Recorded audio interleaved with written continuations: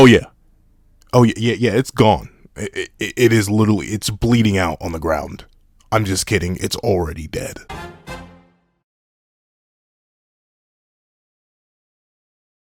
Thank you to our final patrons, Redwolf4765, Midnight Gemlord, and Sean. Thank you to our $3 members, Recliner Plays and Redwolf4765.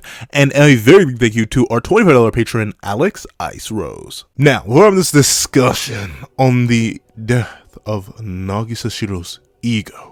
Please leave your own thoughts on the death of Nagi's ego in the comments section down below. Leave a like and subscribe if you haven't already. Also hit that little notification so you don't miss out on any videos that come to the channel. Also I do a Patreon below, each one below as one, kind of one, down month, exclusive videos, early content, and more. You also now become a member of the channel for as low as $3 a month to get the same perks and more.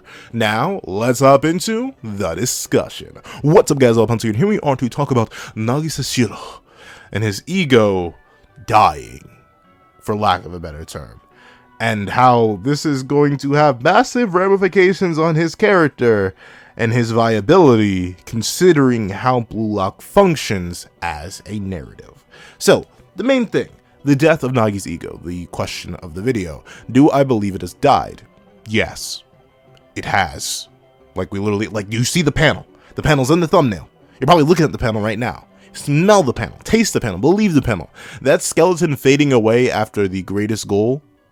Yeah, that's his ego just straight up dying. And notably, we know this is Nagi's ego specifically because it's referenced all the way back. Not necessarily all the way back, it is more recent, but it's referenced even in the episode of Nagi's side story. That is his ego, the skeleton, the monster, the creature from within, the dead man walking is Nagi Sashiro's ego.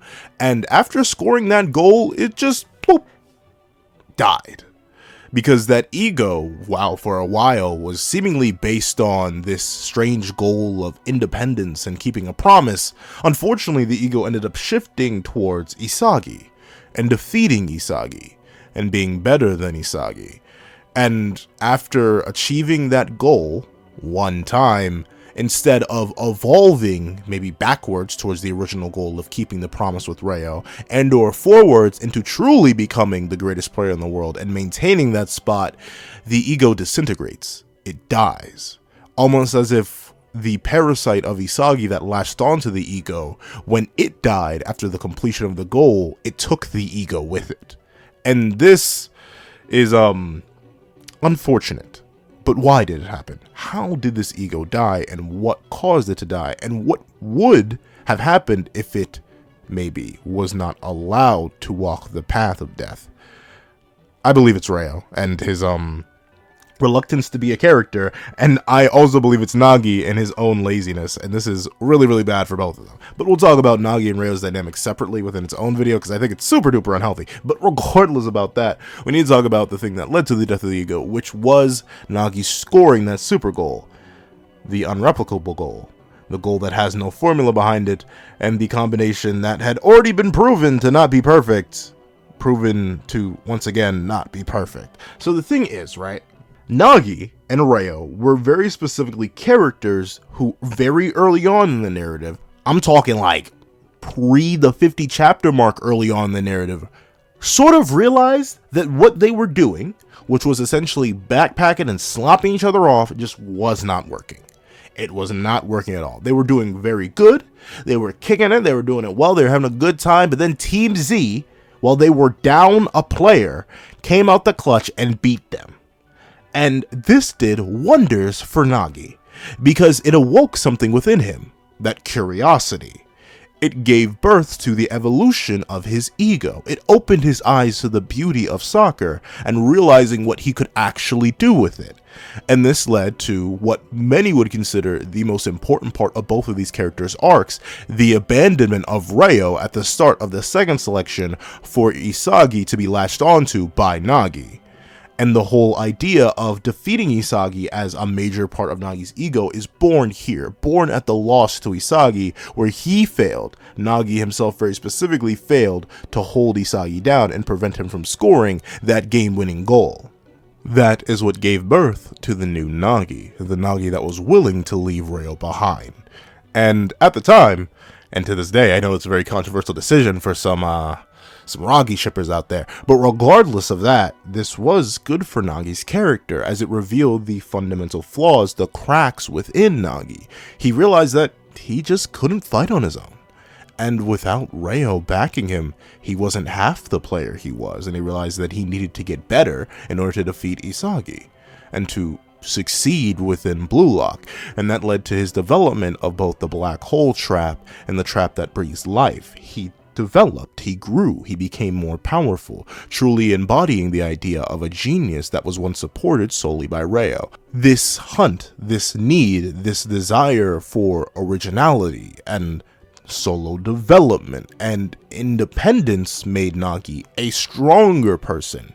Yet, as we can tell by how focused he was, his hunger, his need for creativity, his desire for growth only became ever stronger. And after defeating Baro alongside Isagi, they rose up and they faced Ryo, Kunigami, and Shigiri.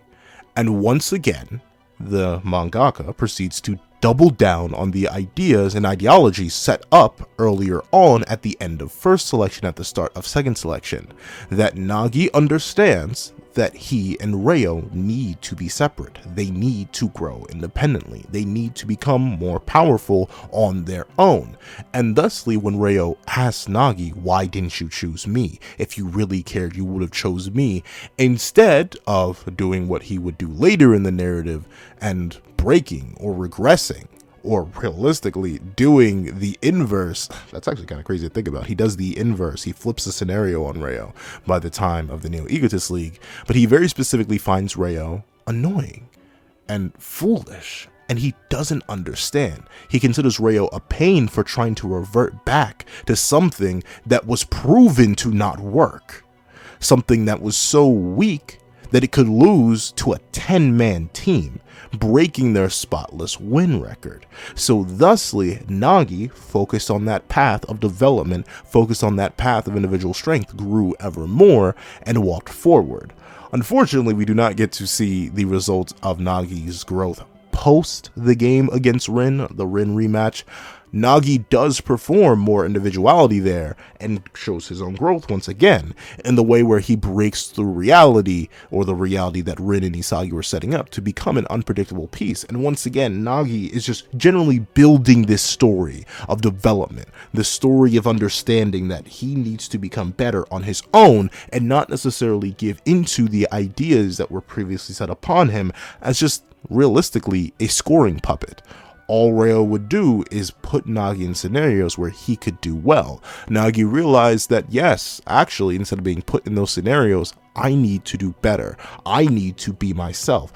I need to be able to introduce myself into the world. And while we don't see how he does either in third selection, or really most of the games he has post third selection when he's kind of just training to be accepted for the U20 team, in that case, we have a Nagi that is still trying to introduce himself to the world, and we see that culminate in the U20 game, where he scores the first goal for Blue Lock. Once again, truly introduces Blue Lock and himself, Nagi Sashiro, into the world once again on his own, with his own abilities, as his own striker, pumping his own fist, even if he finds it a little bit cringy. And with that being the case, that's once again Nagi's ego growing and developing in that moment, realizing that yes, this is something that he wants, yes, this is something that he needs, yes, he's willing to do things like this for the sake of his own development and growth and power as an individual.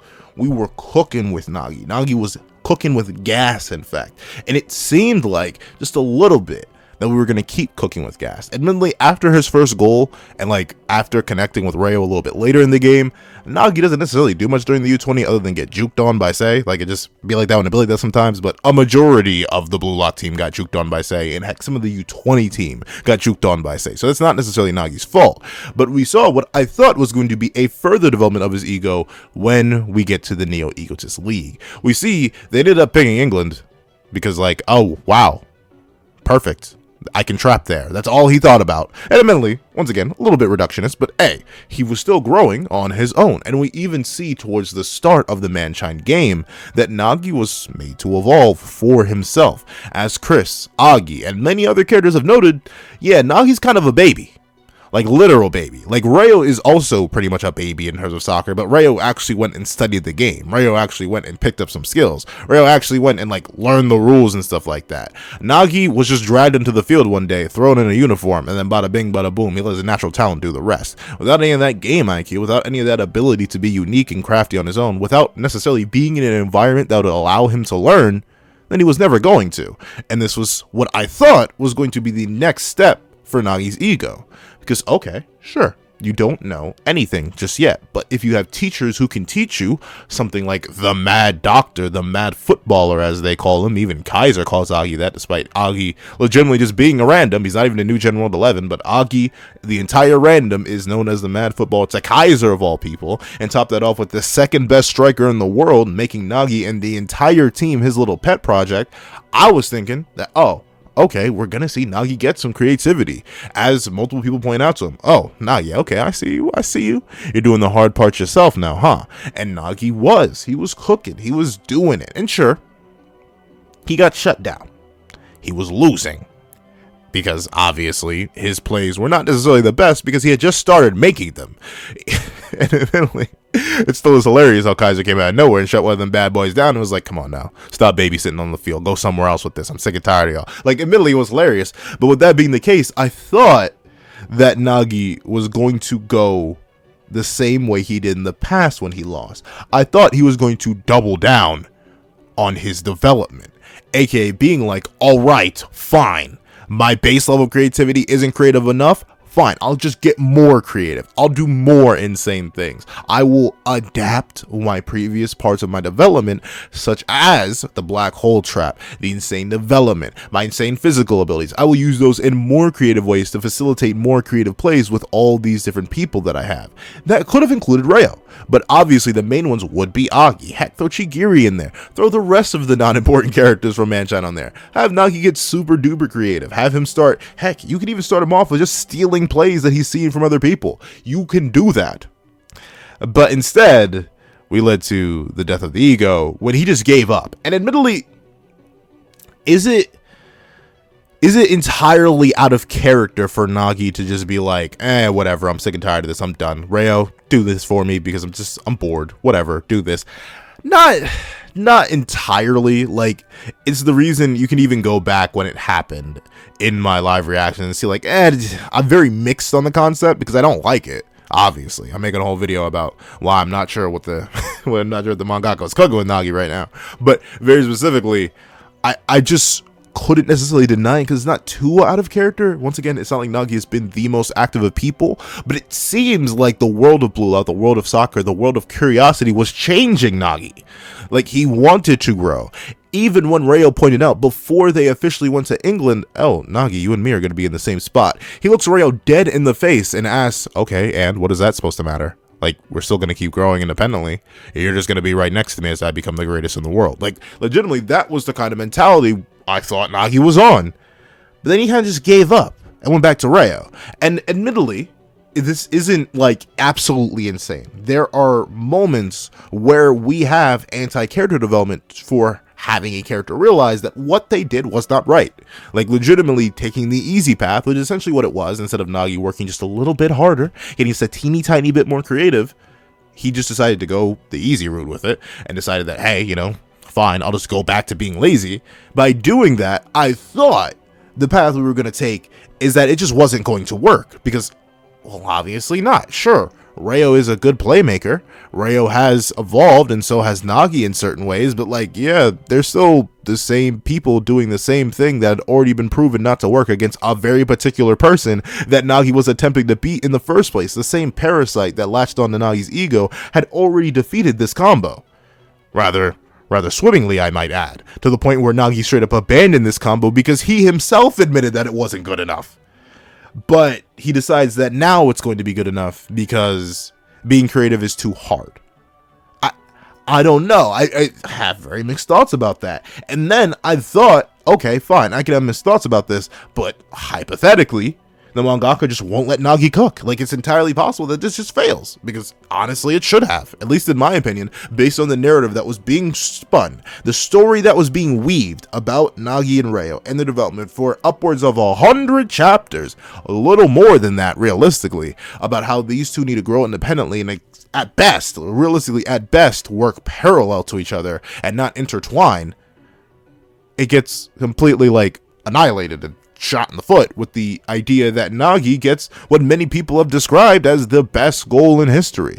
A 5-stage fake volley shot was indeed crazy. Trust me, you can go check out my live reaction to it.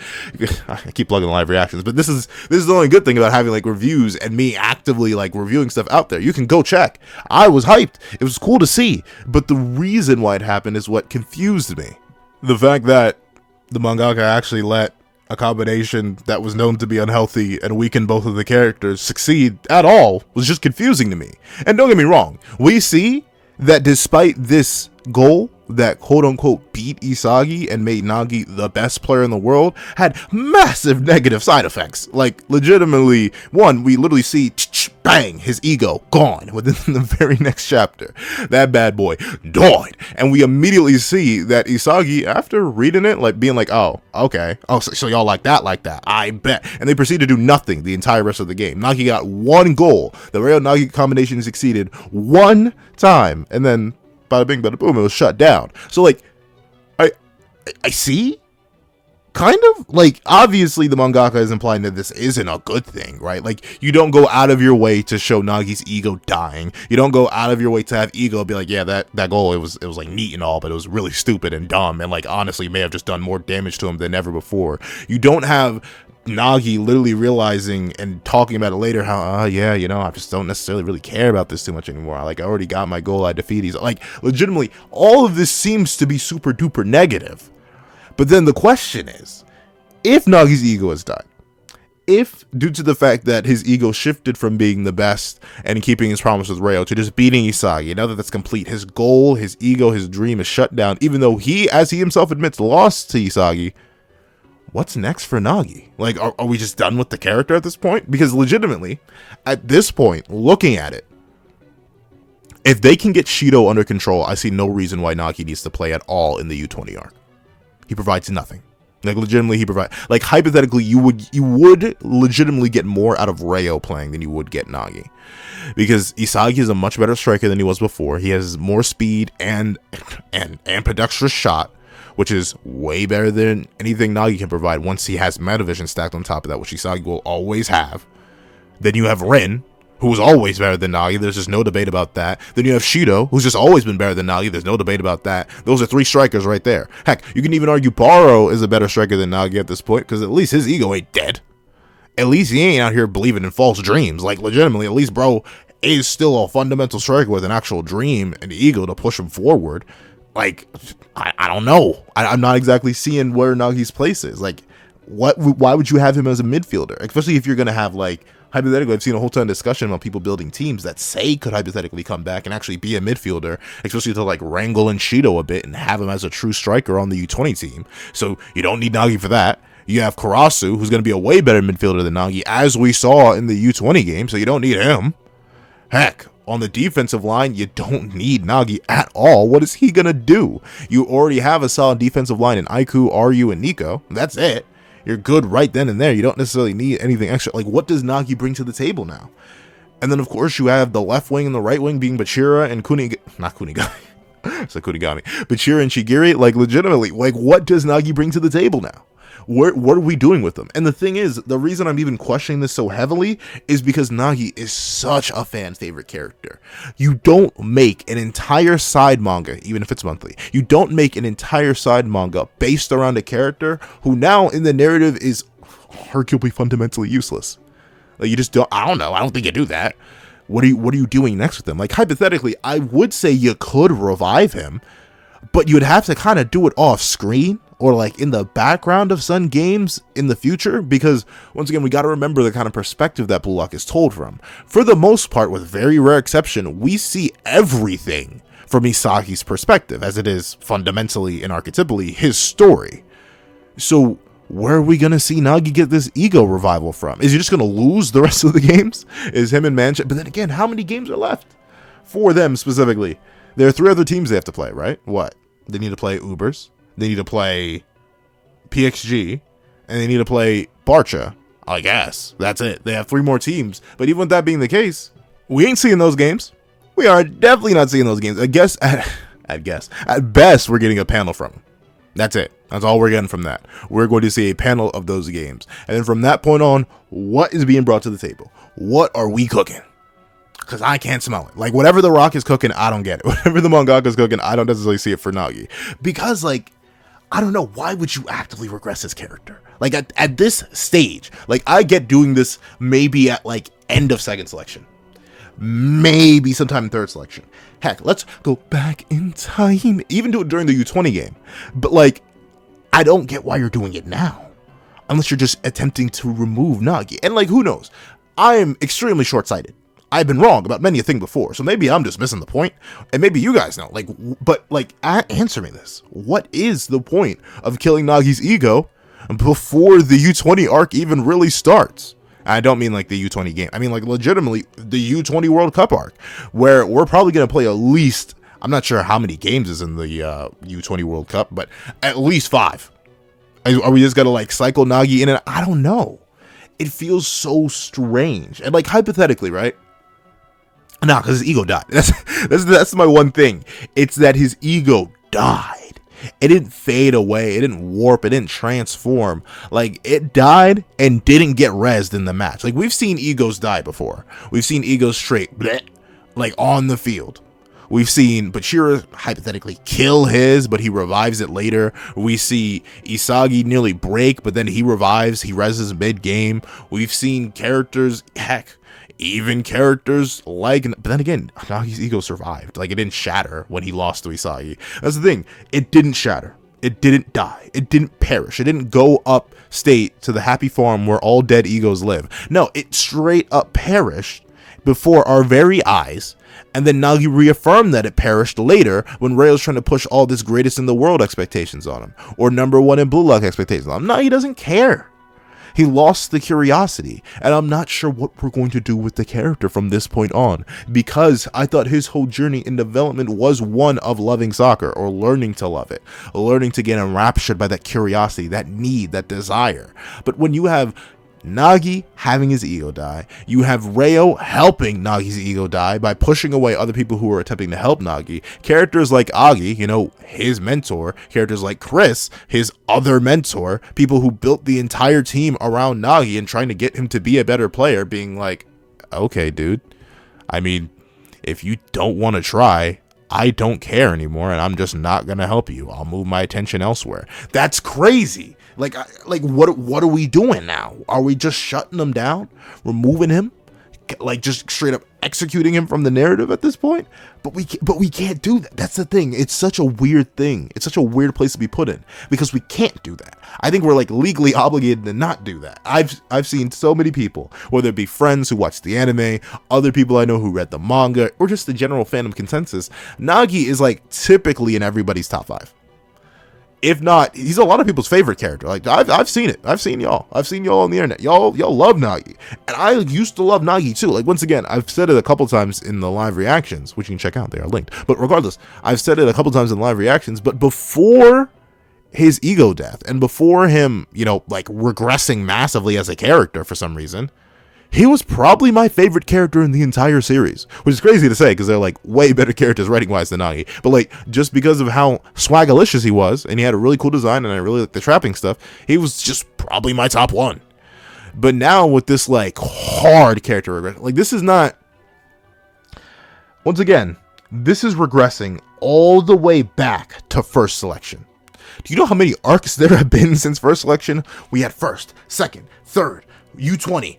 First game of the Neo Egoist League, second game of the Neo Egoist League. We are like 6 arcs deeper than we were before, and then bada bing bada boom, we are regressing characters all the way back there.